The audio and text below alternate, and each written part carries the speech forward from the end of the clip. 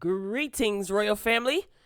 Welcome back to another episode of the Morning Boogie with me, Royal B. It's morning. Happy Monday. Happy Memorial Day. It is May 25th, 2020. The month is almost over. Summer is around the corner. June is around the corner. It's Gemini season. And the crazy Geminis are running wild. No, I'm kidding. Thanks for clicking on the video. Hopefully you read the title. So I just want to get straight into it. First up on the list. Oh, man. What an exciting weekend, right? First of all, these two legends, dance hall legends, BOUNTYKILLA and BEENIEMAN, they shut it down. They shut it down on IG. They are the first reggae artists to do a verses, and it was epic. I got my entire life. I had a good time. The chat was lit. The numbers were lit. The vibe was lit. So hopefully you guys got an opportunity to catch this verses. And they were also in person because both these artists reside in Jamaica. They are actually in Jamaica because they are not able to travel, not only because of the pandemic. Anywho, so they were in person. So it was just like a free concert. You know, if you are familiar with the dancehall culture, the reggae culture, you know about Sting and sound clashes. And this is exactly what it was like. So I'm telling you, it was lit. It was a whole vibe. I mean, a lot of people were in the chat. You know, Nas was there. Rihanna was in the chat, DJ Khaled, Swiss Beats, Timbaland, Spice, Tony Baker, the comedian who was hilarious, Charlemagne the God, DJ Self, Yandy from Love and Hip Hop New York. There were a lot of heavy hitters. Major Hype was in there. So there was a lot of people. I got excited when I saw that Nas was in the chat. You know, he was bigging up BOUNTYKILLA because BOUNTYKILLA did a song with Mobb Deep. I'm going to try to keep this short because this segment short because I got my entire life. So again, it was the first time in Versus history. You guys know Versus was created by Timbaland and Swiss Beats. Swiss Beats was there, bigging up everybody, giving everyone props. So this was the first time that two artists performed in the same space on a Versus. So it was just... they came ready. You know what I mean? Like they were they're used to this. This is what they do on many stage shows, for many years since like the early 90s. So this was nothing for them. Each artist had their own DJ. They were kind of coordinated as far as their fashions. You know, BEENIEMAN had on his shiny pants. You know what I'm saying? And BOUNTYKILLA, he had on his shiny jacket and his shades. You know what I mean? Real thug-like. So it was a good atmosphere. They were definitely representing for the culture, and I greatly appreciate it. You know, at the end, it was a 2-hour stream. You know, after the first hour on IG, the live cuts off, and they, excuse me, they came back on for the second hour. And at the end, I really liked the fact that BOUNTYKILLA just basically said, this is how you do it. You know, this is how we represent for the culture. BEENIEMAN, he said a prayer, you know, and they ended the live playing One Love by Bob Marley. It was just dope. It was just a whole vibe. There was a dancer, like I said, BEENIEMAN and BOUNTYKILLA, they came with their own DJs and they were going back and forth. BEENIEMAN had a dancer. A girl came out, she had on a mask and she was dancing. You know, it was so cute when BOUNTYKILLA shouted out Rihanna. He was like, I just got notification, like, you know, that Rihanna is in the chat. Hi, Riri, it's me, Bounty. You know, just BOUNTYKILLA is a even though he could be considered a hardcore lyricist or hardcore DJ, he's very charismatic. He's very funny. You know, he has a interesting personality. He has a personality. He's fun. So Usain Bolt was in the chat as well. It was just totally lit. So there were so many memes that came out of this. You know, BEENIEMAN, they had a whole bunch of memes of him when he was dancing. Everyone was sharing the videos. Everyone was excited on social media. I mean, I talked about it on my channel as well in previous video, I was just anticipating this because I knew it was just going to be just like going to a stage show. So at one point, the policia came in, or whoever, someone, they weren't on camera, but someone came in to kind of shut down the festivities because everywhere has a curfew. Just about everywhere. Jamaica, there's a curfew as well. So like at 8 p.m., everything has to be shut down. So Beanie Man, he was diplomatic, but he was very stern. You know what I mean? He says, we got about close to 500,000 people watching. You're not going to shut this down. And he was just like, nah, we're going to keep going. So eventually whoever it was, the authoritative figure, they skedaddled, they went away. It's crazy. And then the sound clash started. Like first they were going back and forth with the songs and it was great. They were performing, doing, ad libs to each other's songs. And then after the cops came and left, it turned into like a straight sound clash. They was going in. The energy was through the roof. I enjoyed myself. Like I said, it was just like going to a stage show. They were well dressed. What else can I say? I can go on and on and on, but I won't. They interacted with the audience. They interacted with each other. Both of their DJs were on point. Before they even started the battle, the two DJs, you could see they were working together and they were just kind of warming up the crowd or whatever, playing some good vibes, some old school tunes. The soundtrack to my life. I'm telling you, I was so excited. I'm trying to give any other critique. Now, for those of you who don't know, these two men who are now in their mid to late 40s, 46, 47, or 47 and 48, they were beefing when they were younger for a very long time. Like beefing. I'm talking about you had people who was siding with Beanie Man. You had people who was siding with BOUNTYKILLA, much like some of these rap beefs that you see today. And it was in 95, I think. It's either 95 or 94 that they were at Sting on stage. Sting is like a Jamaican summer jam, basically. And they pieced it up on stage and been cool ever since. I mean, these men used to make songs about each other back and forth. It got nasty, it got ugly. So it's like, for those of us that know the history, you know what I'm saying, and the culture of these two men's careers and beefs and ups and downs and legal woes and things like that, it was just good to see. It was just a trip down memory lane. And I am so proud of these men representing the island of Jamaica with such poise, with such passion, because you can tell they love what they do. And it was all about the music. And for these men to have been at war at one point and to see them just so chill and like genuinely doing this for the culture and just good vibes, ending it on a high note, playing Bob Marley One Love, Beanie Man praying. Before they even started, they played the Jamaican national anthem. You know what I'm saying? No vocals, you know what I mean? But it was just all around good. Like, I'm rambling on and on. I don't know what else to say. But Beanie Man did an excellent job. Mr. Rodney Price, a.k.a. BOUNTYKILLA, he did an excellent job. His voice is so robust and distinct. They both look great. They look healthy. They had stamina. You talking about 2 hours. They're used to this, and they're pushing 50. So if you saw the show, let me know what you think. Drop your comments as I am giving commentary. I got my life. Like, how many minutes did I spend on that? Well, if you saw it, let me know what you think. If not, I think they have the entire verses on YouTube, if I'm not mistaken. Well, I was there before Beanie and Bounty showed up. I was in attendance on Instagram, getting my life. So I saw it from beginning to end with no interruption. So it was a good time. So drop your comments. Make sure you're hitting the like button as you are coming into the chat. All right. I got my life this weekend, y'all. On to these guys. Look at 112, right? So they are actually supposed to be battling Jagged Edge today, as a matter of fact, Monday, May 25th, 2020.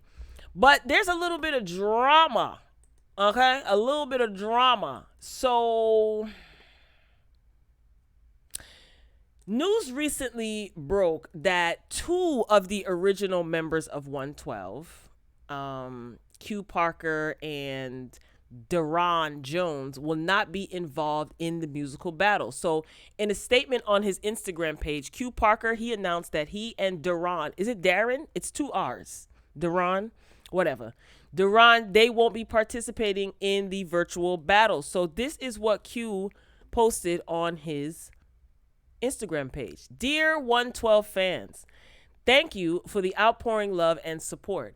It is incredible, and we appreciate how much of your heart and souls you have poured into our careers. We are simply blown away by the passion you have for our music, but unfortunately, we will not be participating in the upcoming verses with Jagged Edge due to an ongoing legal issue that is not settled.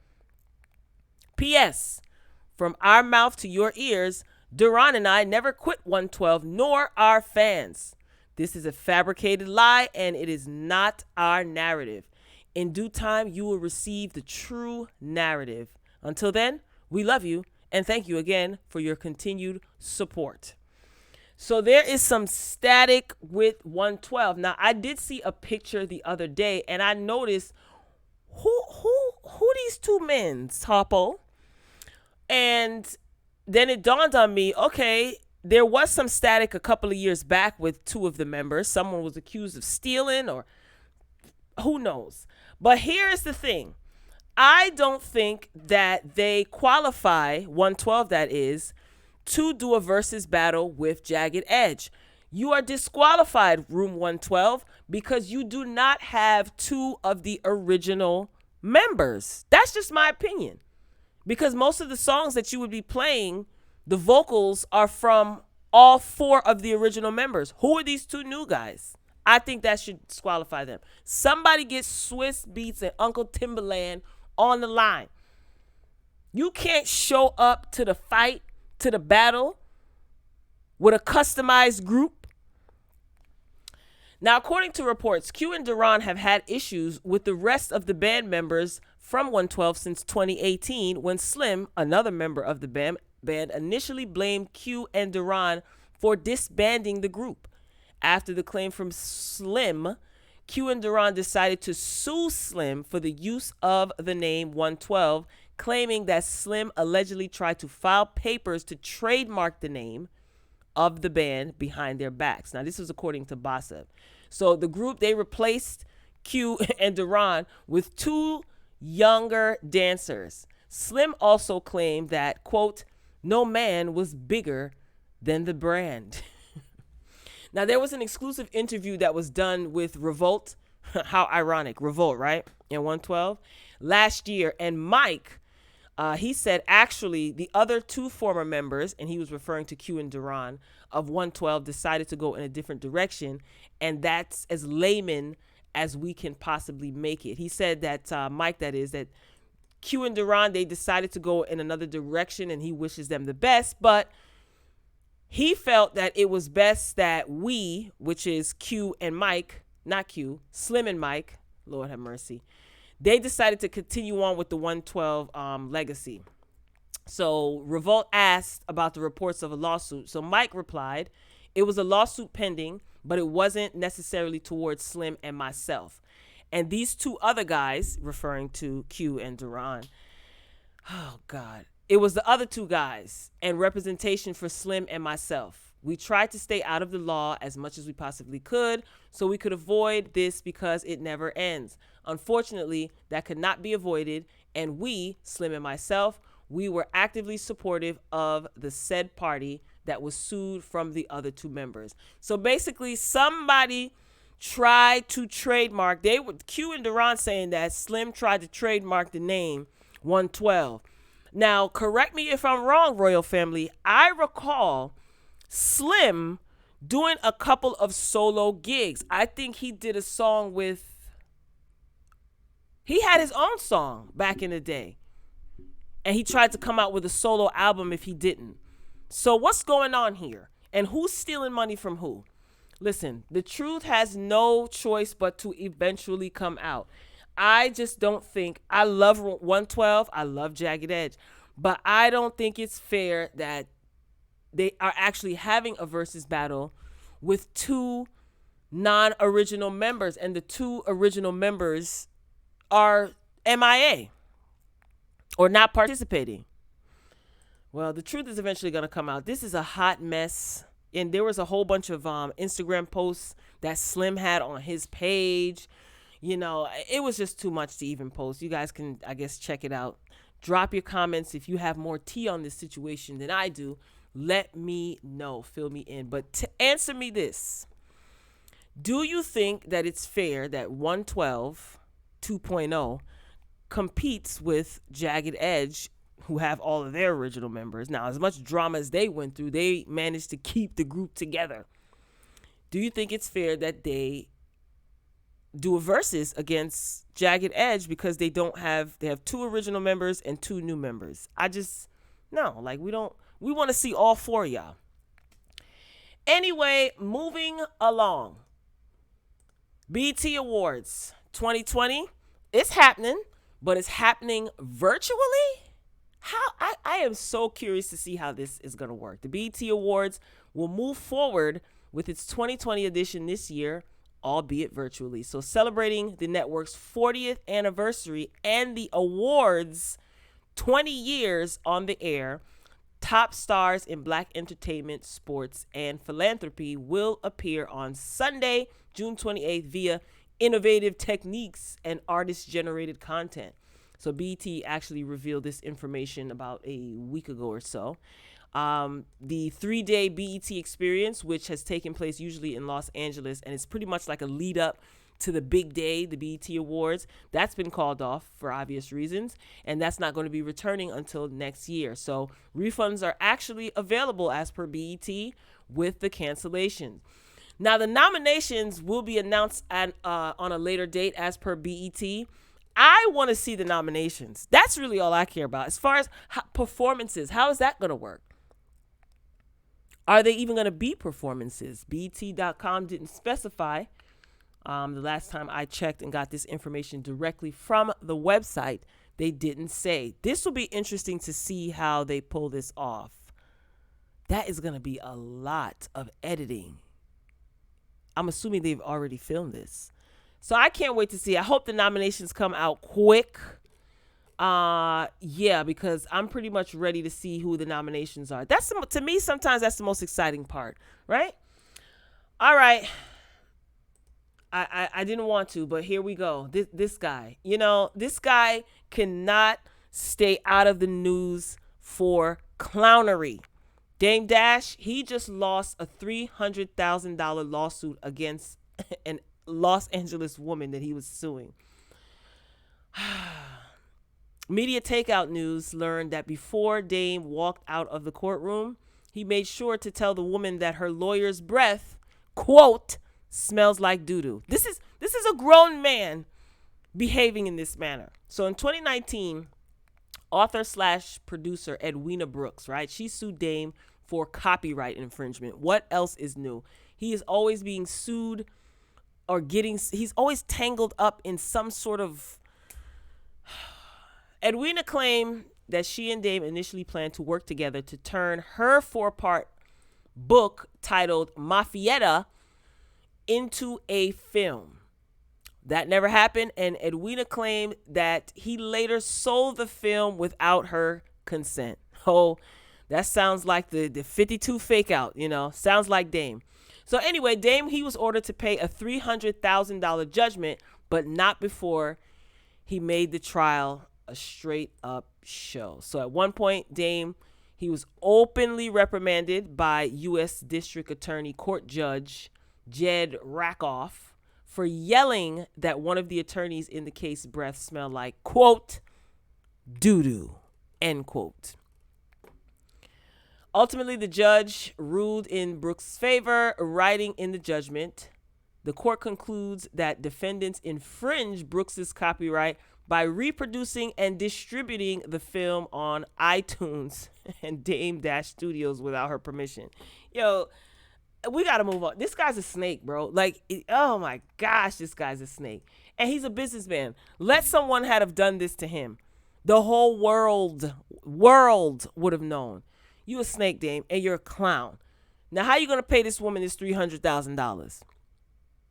You suing Peter to pay Paul. He's suing WeTV. Did you guys hear about that? For allegedly encouraging his son to consume alcohol. This is why he's suing WeTV. That's not really why he's mad, but let's move on. Guess who is Bizak on reality TV? Phaedra Parks. So she's returning to reality TV.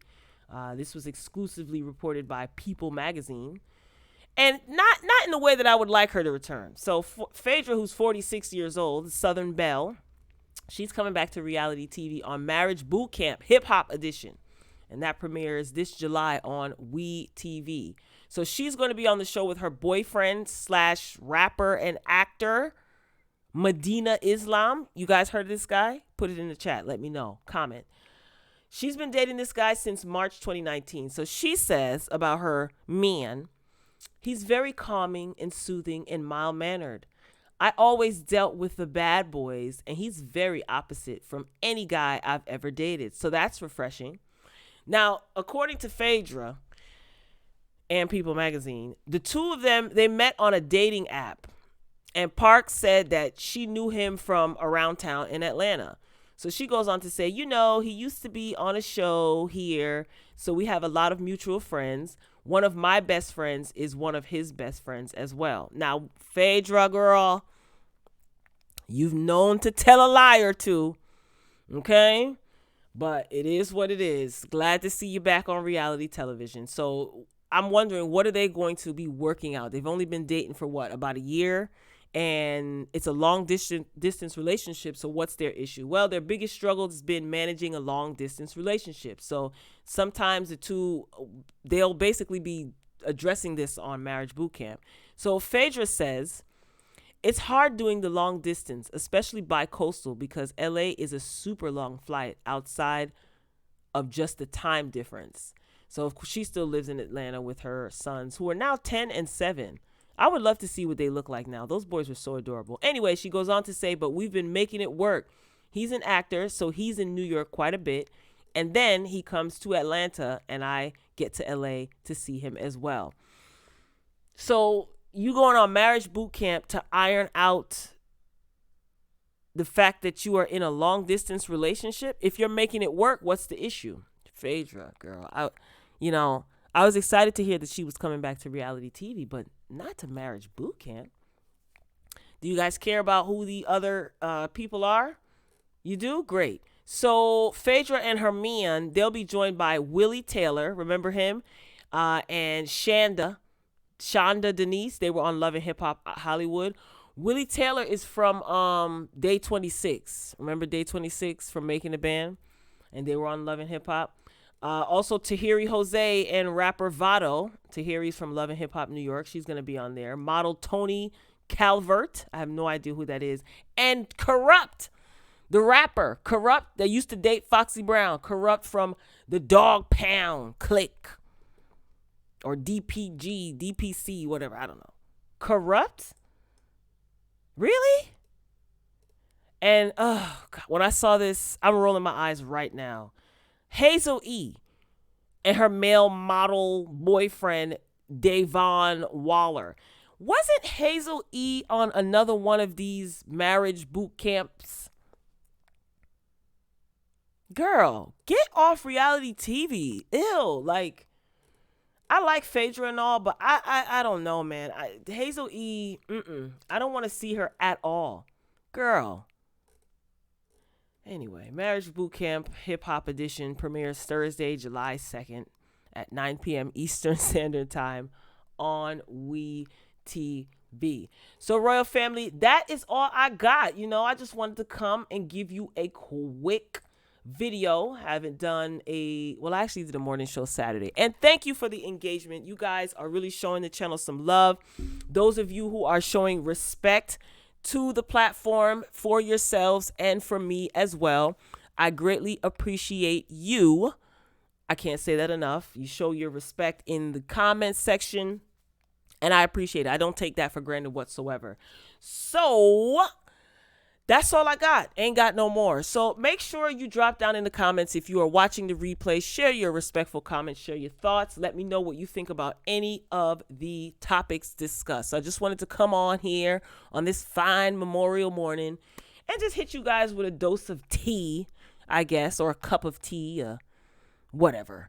So I'm signing off for now. Royal family, hit the like button if you enjoyed the commentary. Drop your respectful comments. And if you have not done so already, hit the subscribe button. We would love to have you join our royal family. You know, royalty only. Make sure you click the notification bell because I'm going to be back. I got some other topics to talk about, and I got to get this Housewives last part reunion video up for you guys. So I appreciate you for watching. I appreciate you for commenting. Thank you in advance. I am signing off for now, but royal family, I promise you I will be back soon, so make sure your notifications are on. Until next time, peace.